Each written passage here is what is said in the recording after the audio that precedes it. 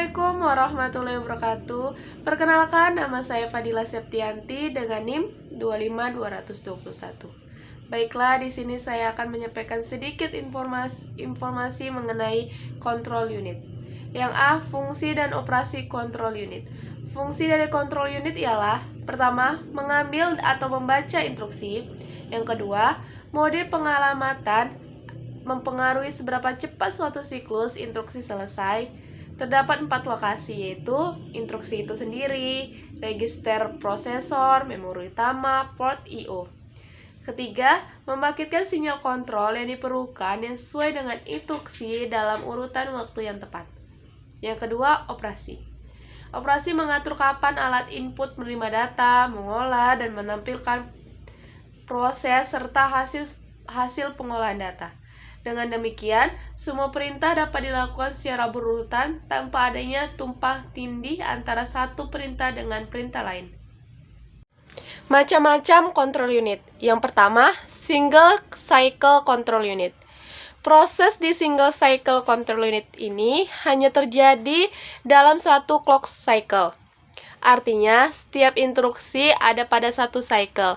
Maka dari itu, tidak memerlukan state. Dengan demikian, fungsi boolean masing-masing control line hanya merupakan fungsi dari opcode saja. Clock cycle harus mempunyai panjang yang sama untuk setiap jenis instruksi.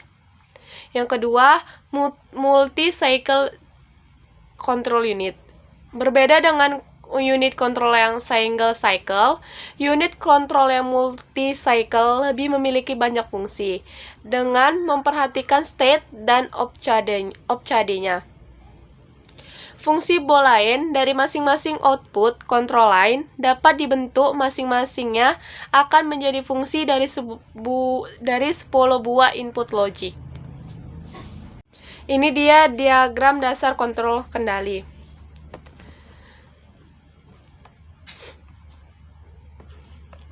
Yang B, micro operation. Operasi mikro adalah suatu operasi di mana suatu komputer menjalankan suatu program dan melakukan siklus proses memasukkan dan mengambil data, atau melakukan eksekusi fetch execute cycle. Operasi mikro merupakan operasi atomik dari CPU, Central Processing Unit. Cara kerja operasi mikro: yang pertama, men-fetch suatu instruksi dari memori. Yang kedua, memberikan kode instruksi untuk menentukan operasi yang dilaksanakan. Yang ketiga, menentukan sumber dari tujuan data dalam perpindahan data. Dan yang keempat, mengakses operasi yang dilakukan. Kelebihan dari operasi mikro: yang pertama, rancangan mikroprogramit relatif mudah diubah-ubah dan dibetulkan. Yang kedua, menyediakan kemampuan diagnosis yang lebih baik dan lebih dapat diandalkan daripada rancangan hardwired. Yang ketiga, utilisasi memori utama dalam komputer mikroprogramit biasanya lebih baik karena perangkat lunak yang seharusnya menggunakan ruang memori utama justru ditempatkan pada memori kendali. Kekurangan dari operasi mikro: karena waktu akses memori kendali ROM menentukan kecepatan operasi control logic unit atau SLU, maka kendalikan mikroprogramit mungkin menghasilkan SLU yang lebih lambat dibandingkan dengan kendali hardwired. Yang kedua, alasannya bahwa waktu yang diperlukan untuk menjalankan suatu instruksi mikro juga mencakup waktu akses ROM. Sedangkan suatu keterlambatan dalam SLU hardwired hanya mungkin disebabkan oleh keterlambatan waktu penyebaran melalui perangkat keras yang relatif sangat kecil. Atau hardwired digunakan hanya jika sistem itu tidak terlalu kompleks dan hanya memerlukan beberapa operasi kendali. Input dan output control unit.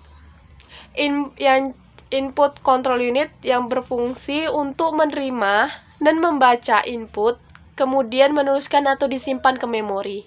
Yang termasuk dalam input control unit yang pertama, clock atau pewaktu.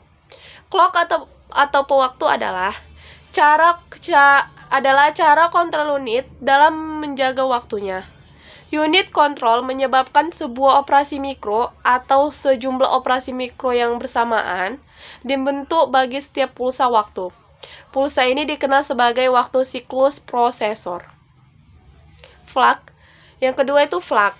Flag adalah bagian input control unit yang dipergunakan untuk menentukan suatu prosesor dan hasilnya operasi halus sebelumnya.